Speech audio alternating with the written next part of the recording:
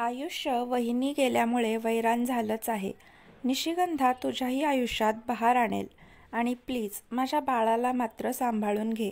हे बोलताना मात्र वेदांचा गळा दाटून आला. तुषारला काही कळत नव्हतं. तो एकदम शॉक झाला.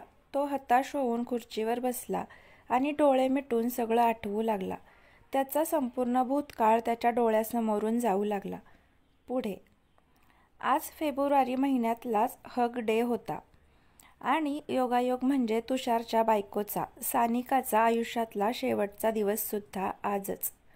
ती जेव्हा त्याला सोडून गेली देवाच्या घरी, तेव्हा त्या दोघांची अशीच दुःखद मिठी पडली होती. तेव्हा ती म्हणाली होती की तुषा, मला वाटलं नव्हतं की आजचा हग डे आपला शेवटचा राहील. तुषार अगदी जीव तोडून रडत तिला मिठीत पकडत म्हणाला की ए सानी, नाही, मी तुला जाऊ नाही देणार. मला तू हवी आहेस. मी एकटा नाही राहू शकत या जगात तुझ्याशिवाय. जाऊ नकोस प्लीज, नाहीतर मीही तुझ्या मागे येईन. सानिका म्हणाली होती, तुषार, आपल्या 2 बाळांचा सांभाळ कोण करणार? तुला हौस होती ना की माझ्या 2 लहान लहान बाहुल्या पाहिजे. देवानं दिल्या बघ. किती टुकूर टुकूर बघत आहेत त्या तुझ्याकडे. तुषा, मलाही हौस होती तुझ्यासोबत राहायला, पण प्लीज तू दुसरं लग्न कर. मला विसरण्याचा प्रयत्न कर आणि आपल्या 2 छकुल्यांवर लक्ष दे. तुला शपथ आहे माझी. या मुलींना जीवापाड जप आणि तू सुद्धा खुश राहा दुसरं लग्न करून. पण माझ्या मुलींसाठी सावत्र आणताना नीट बघून आण, जी तुझ्यावर आणि त्यांच्यावरही प्रेम करेल अशी. तिनं मान टाकली. हाताची पकड ढिली झाली होती. तुषारने प्रचंड टाहो फोडला. खूप दिवसपर्यंत त्याचं जीवन जगायला इच्छाच होत नव्हती. आत्महत्यांचे विचार मनात यायचे, पण तिच्या त्या 2 गोंडस लेकींकडे बघून तो विचार झटकावा लागायचा. त्यानं आपलं सगळं जीवन फक्त आपल्या मुलींसाठी वाहून घेण्याचं ठरवलं. रात्रंदिवस झोपेचा त्याग करून तो मुलींचा सांभाळ करायचा. त्याची आई वहिनी सोबत होतेच, पण त्याचा त्यांच्यावरही विश्वास बसत नव्हता.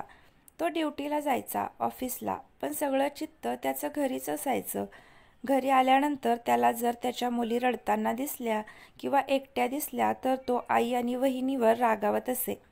आता त्या मुली 3-3 वर्षाच्या झाल्या होत्या. त्यांच्या बाललीलांनी तुषारचं मन मोहून जायचं. बोबडे बोल ऐकून कौतुक वाटायचं. आता त्यांच्या लग्नाला 4 वर्ष झाली होती आणि सानिकासोबत त्यानं फक्त 1 वर्ष संसार केला होता. तिला जुळ्या मुली झाल्या आणि डिलिव्हरीमध्ये ती गेली. दोघांचे एकमेकांवर प्रचंड प्रेम असल्यामुळं त्याच्यावर अक्षरशः दुःखाचा डोंगर आदळला होता जणू. मनाच्या खोल कप्प्यात कुठेतरी ते दुःख अजूनही ठसठसत होतं, पण तो वरती आपल्या मुलींना खूप हसवायचा, खेळवायचा, आनंदित राहायचा प्रयत्न करायचा. वरवर तो सगळ्यांना खुश दिसायचा. आत त्याच्या अंतर्मनात मात्र सानिकाची आठवण त्याला स्वस्थ बसू देत नव्हती. जखमा बुजून वर खपली येते त्याप्रमाणे त्याची गत झाली होती. वरवर तो खूप खुश दिसायचा, आत मात्र ती जखम ओलीच होती आणि कोणीतरी ती जखम कुरेदून टाकावं त्याप्रमाणे आज त्याला पुन्हा सानिकाच्या आठवणीनं हृदयात प्रचंड वेदना होत होत्या. त्यासोबतच त्यानं नोकरी सोडून आपला मित्र वेदांसोबत हॉटेलमध्ये भागीदारी केली होती. त्याच्या डोळ्यासमोरून सानिकाचा चेहरा हटत नव्हता. डोळ्यात अश्रूंच्या धारा वाहत होत्या आणि मनात भूतकाळाचं साम्राज्य पसरलं होतं. त्याच्या डोळ्यासमोरून भूतकाळातले चलचित्राप्रमाणे एक एक क्षण जाऊ लागला. त्याचा भूतकाळ कॉलेजात तुषार, वेदांत, सानिका आणि श्वेता, फक्त या 4 जणांचा ग्रुप असायचा. चौघांची दोस्ती अगदी घट्ट होती. मात्र त्यात तुषार आणि सानिका कॉलेजातली एक रोमॅन्टिक जोडी म्हणून ओळखले जायचे. एकदम बिनधास्त, मस्तीखोर, दोघेही एकमेकांपासून दूर राहायचे नाही. त्यांच्या मित्रमैत्रिणींना सानिकाशिवाय तुषार आणि तुषारशिवाय सानिका हे पाहायलाच अवघड जायचं. एवढी त्यांची मैत्री घट्ट आणि मैत्रीचं रूपांतर कधी प्रेमात झालं ते त्यांनाही कळलं नाही. तीही मैत्रीतच प्रेमाची कबुली एकमेकांना दिली होती.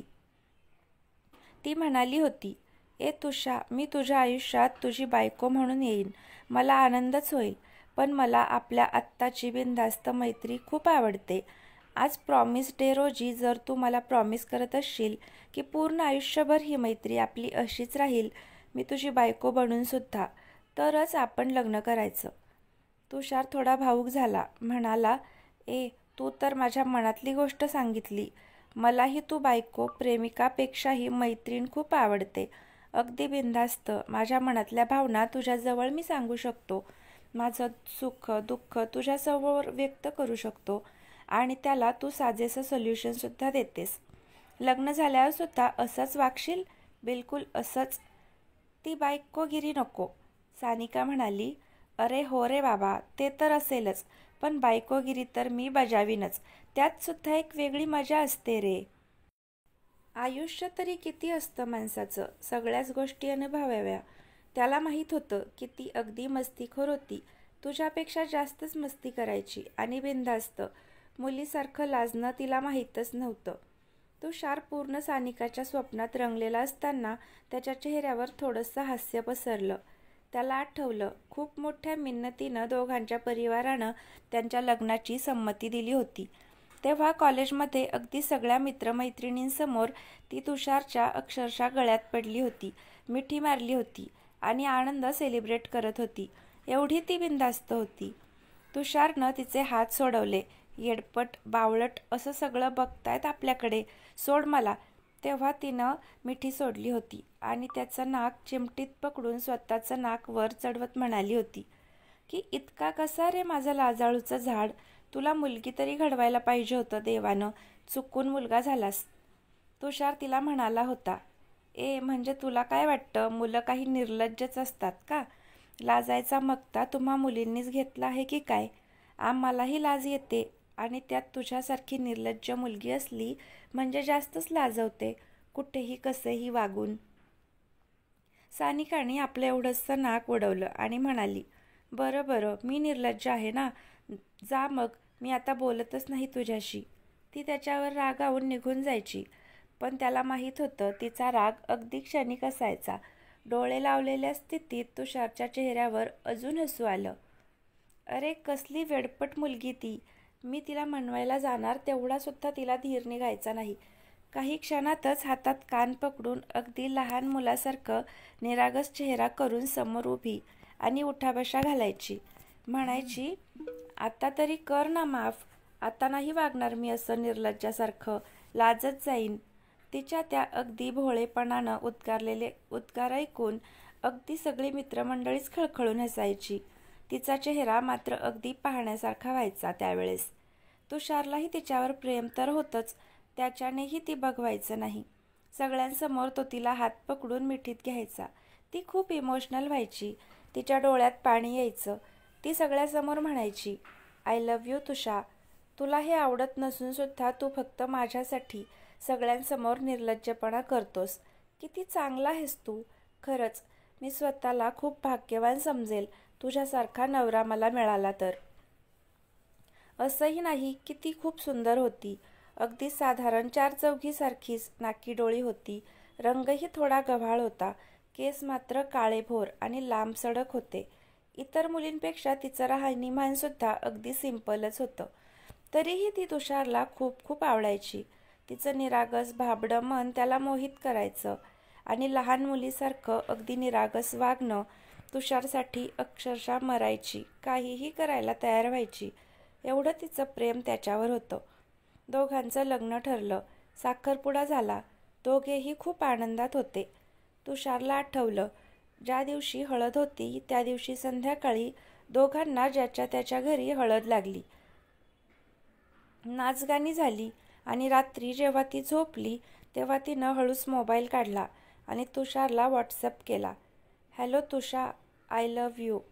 आणि तिनं दिलचं चिन्ह पाठवलं. तिकडून तुषारनंही तिला व्हॉट्सअप केलं.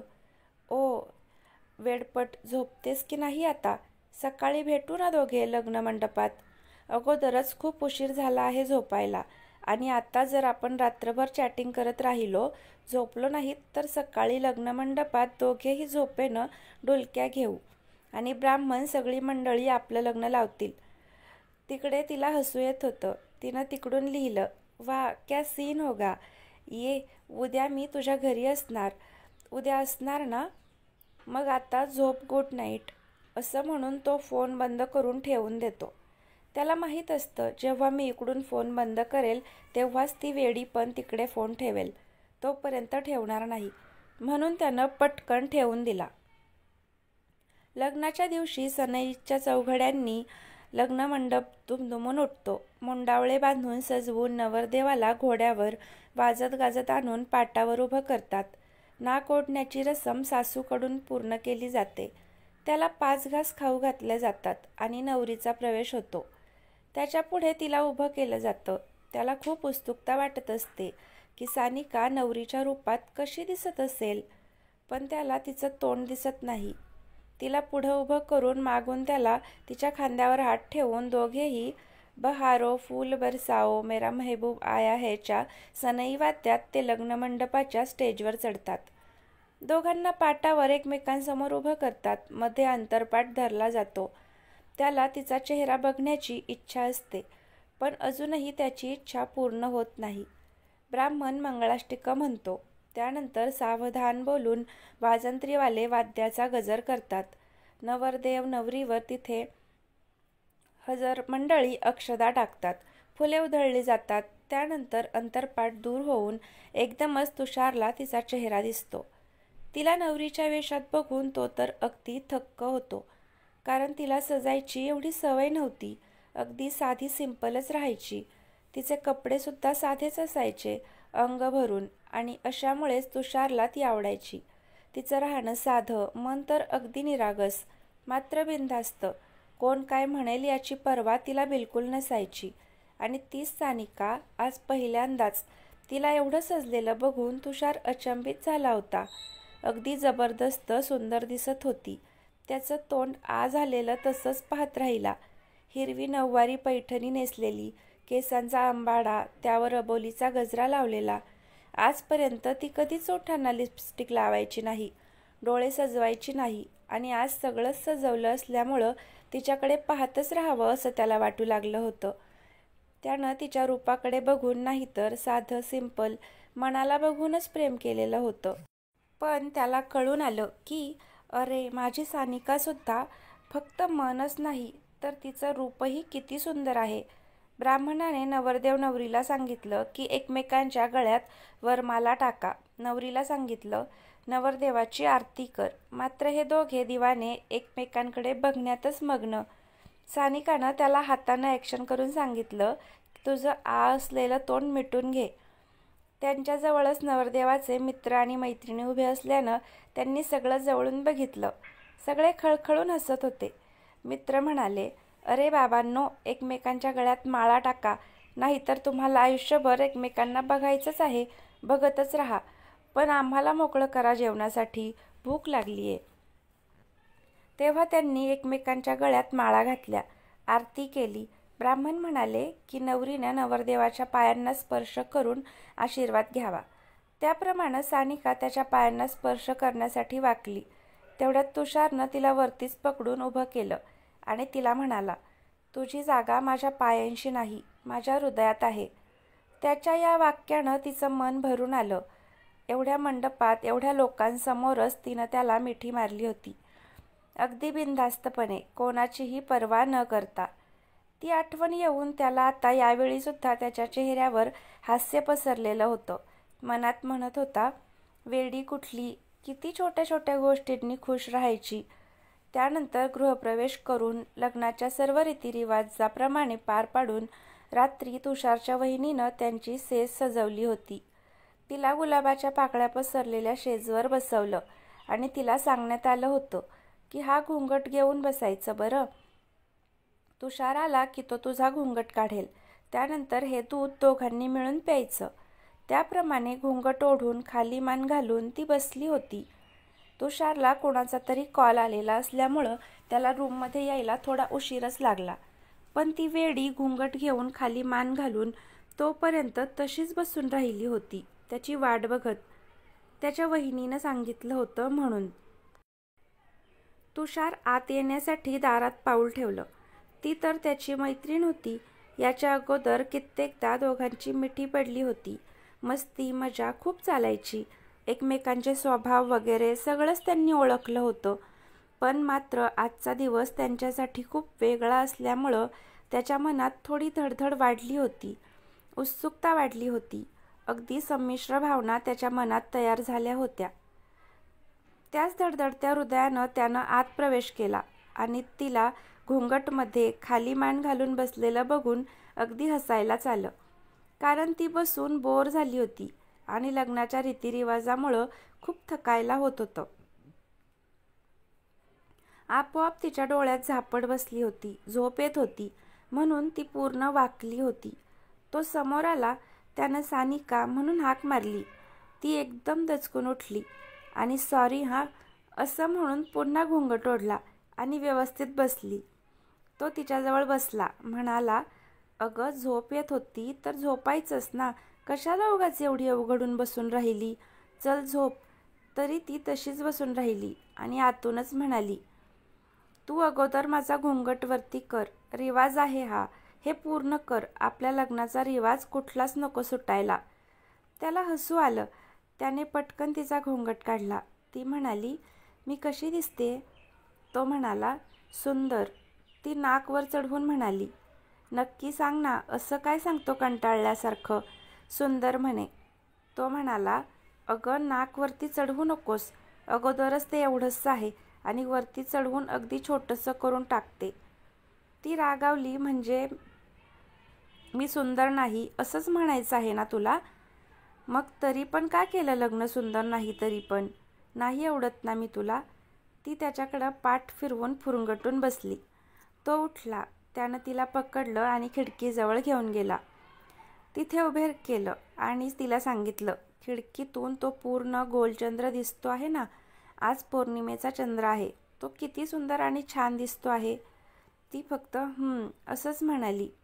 तो पुढे म्हणाला, एवढा सुंदर असून सुद्धा बघ, नीट निरीक्षण करून बघ, किती मध्ये काळे डाग दिसत आहेत त्याच्यात. तिनं बघितलं, म्हणाली, अरे हो खरंच. तो तिचा चेहरा आपल्या ओंजळीत पकडून म्हणाला, पण माझा हा चंद्र पूर्ण बेदाग आहे. खूप सुंदर आहेस तू आणि तुझ्या चेहऱ्यापेक्षाही जास्त स्वच्छ सुंदर मन आहे, तेच मला जास्त आवडतं. असं म्हणून तो टक लावून तिच्या नजरेत नजर घालून तिच्याकडे बघू लागला. त्याची ती कातील नजर बघून तिच्या अंगात आपोआप शहारे आले. त्याची नजर बघूनच तिला लाज वाटू लागली होती. ती म्हणाली, तुषार, खूप लाज वाटते आहे रे मला, असं बघू नकोस माझ्याकडे अधीर नजरेनं. तो म्हणाला, तुला लाज पण येते? तिला न कळून ती म्हणाली, काय? लगेच तिच्या डोक्यात क्लिक झालं तो काय बोलला ते.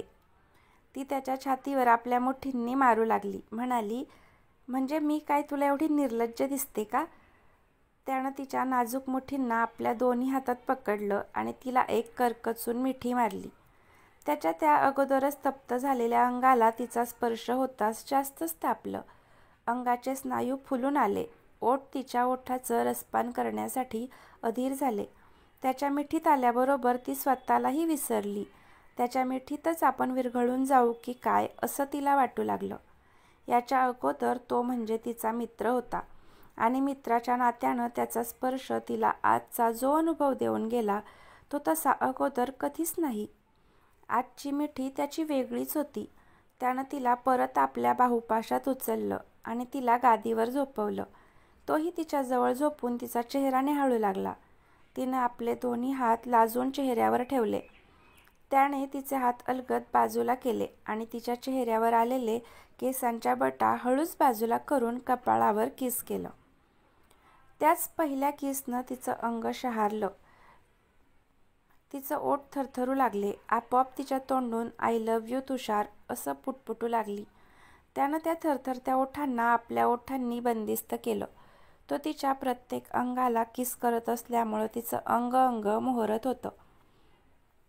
तिच्या शरीरात जणू आगीची ज्वाला पेटली असं तिला वाटू लागलं.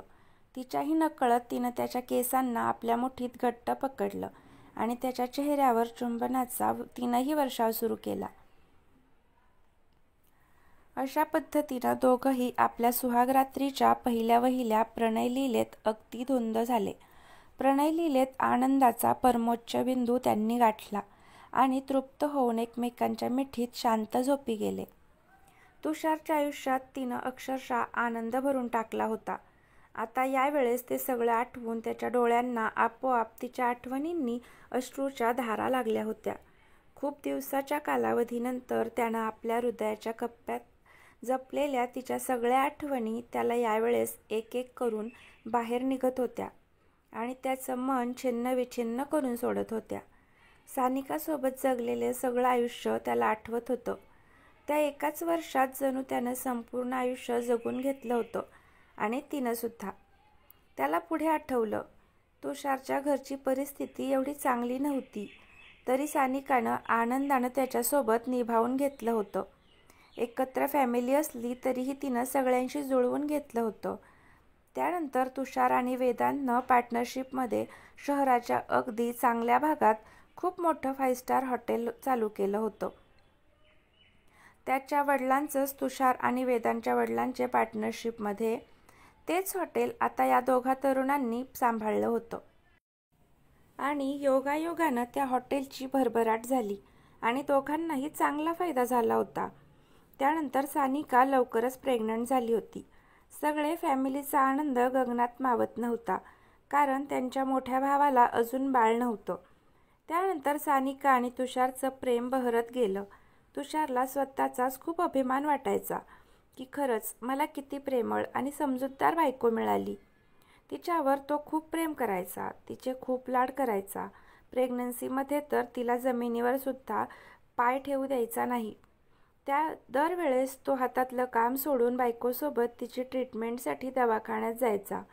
वेदांत त्याला म्हणायचा, अरे काय बायकांसारखं सोबत जातोस, तुझी आई वहिनी असेल ना कोणीतरी, त्यांना जाऊ दे ना. तो म्हणायचा, अरे माझी सानी आई होणार आहे आणि मी सुद्धा बाप होणार आहे, मग जे असेल ते दोघांनी सोसायला हवं ना. तिला बाळ होणार आहे तर मलाही होणार आहे, मग मी का नको प्रत्येक गोष्टीत आम्हा दोघांची भागीदारी राहणार.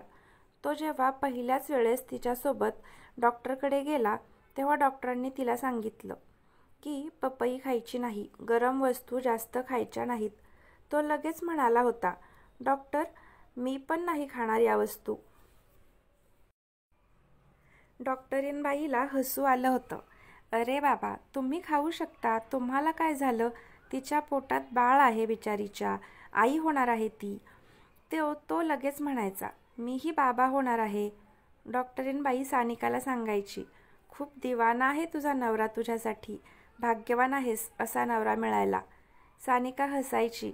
तिलाही तिच्या मागे मागे त्याचं लुडबुड करणं जाम आवडायचं. ती ज्या वस्तू खायची नाही त्या वस्तू तोही खायचा नाही. तिच्यासारखं सगळं पथ्यपाणी पाळायचा. सांगायचं कारण मी बाप होणार आहे.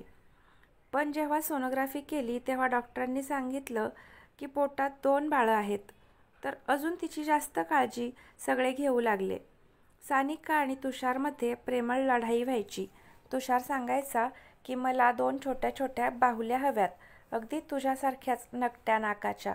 ती सांगायची मला 1 मुलगा आणि 1 मुलगी पाहिजे.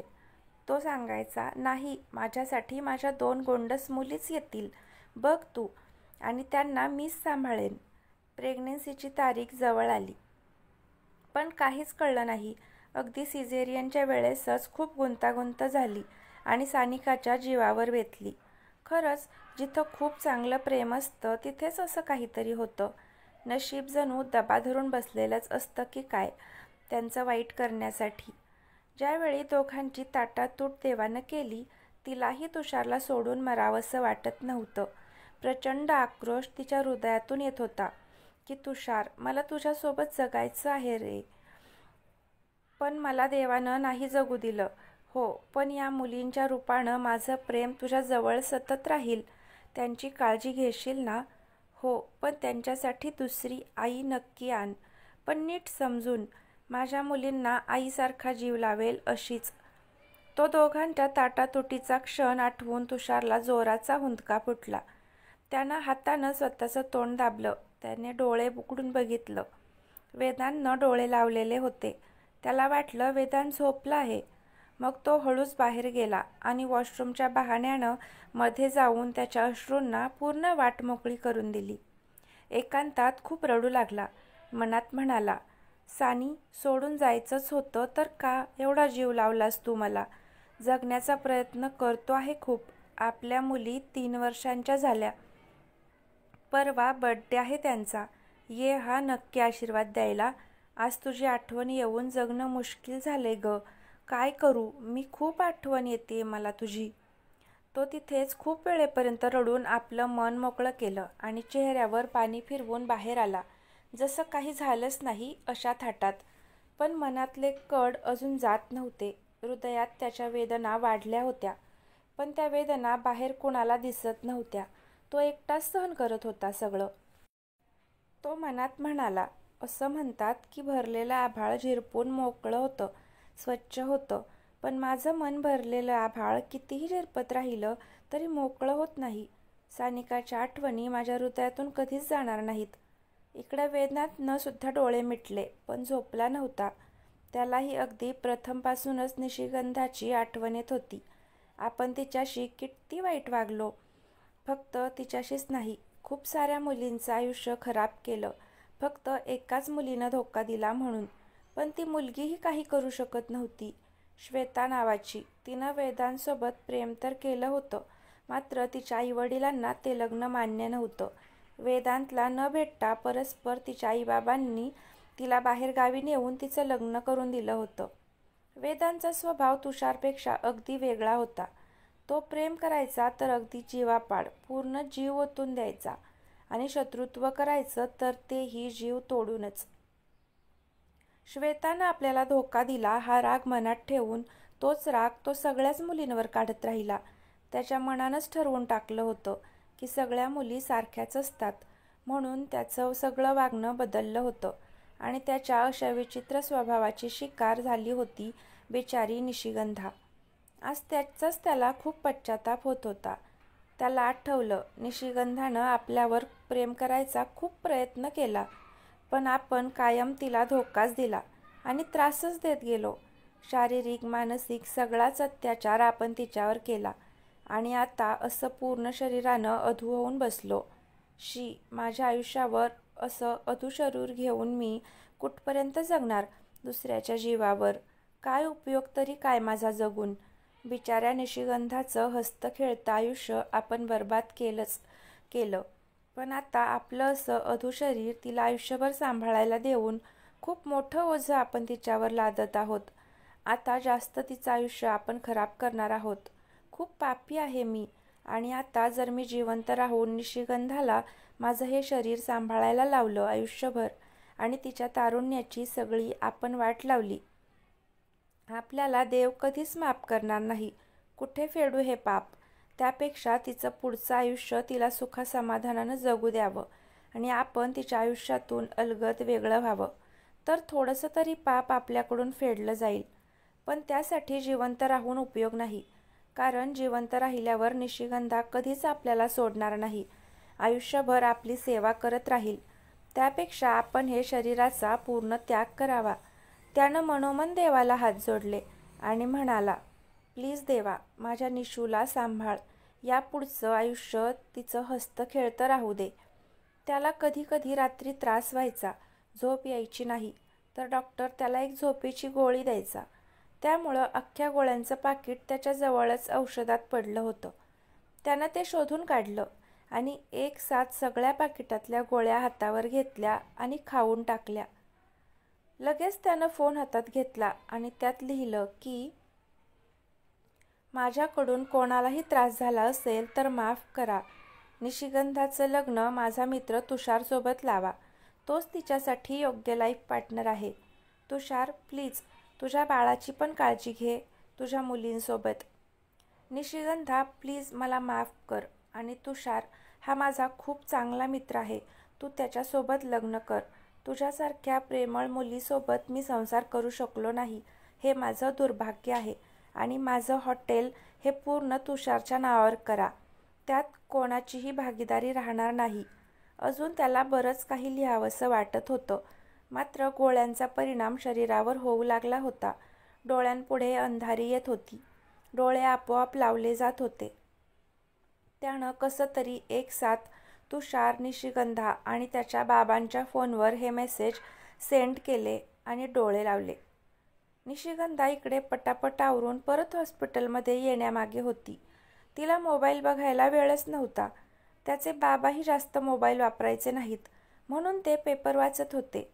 मोबाईल चार्जिंगला लावलेला होता.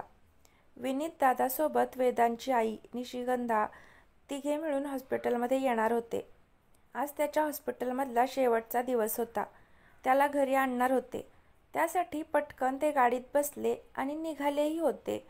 निशिगंधाचा मोबाईल घरीच राहिला होता. तुषारनं खिडकीतून आत डोकावून बघितलं. वेदांत डोळे लावून झोपला आहे असं बघून बाहेरच बाकावर बसला. त्याच्या मोबाईलची मेसेज रिंग वाजली. त्यानं सहज म्हणून हातात मोबाईल घेतला आणि वेदांचा मेसेज वाचून अवाक झाला.